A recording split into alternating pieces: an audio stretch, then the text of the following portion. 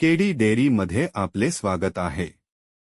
या व्हिडिओमध्ये आम्ही तुम्हाला रिपोर्ट्स कसे पाहायचे आणि मॅनेज करायचे ते टप्प्याटप्प्याने दाखवू। सर्वात आधी केडी डेअरी ॲप उघडा। होम स्क्रीनवरून रिपोर्ट्स टॅबवर जा। येथे तुम्ही ॲपमध्ये उपलब्ध असलेले दोन प्रकारचे रिपोर्ट्स पाहू शकता, डेली रिपोर्ट आणि मंथली रिपोर्ट। डेली रिपोर्टमध्ये तुम्ही दररोजच्या दुधाच्या आणि प्रॉडक्टच्या एंट्री पाहू शकता। आता ज्या तारखेचा रिपोर्ट तुम्हाला पाहायचा आहे ती तारीख निवडा। तारीख निवडल्यानंतर ॲप स्क्रीनवर रिपोर्टचे तपशील प्रदर्शित करेल। तुम्ही या विभागातून थेट सर्व एंट्रींचे पुनरावलोकन करू शकता। तुम्ही कस्टमर प्रकार, दुधाचा प्रकार आणि वेळ यांसारखे फिल्टर्स देखील लावू शकता।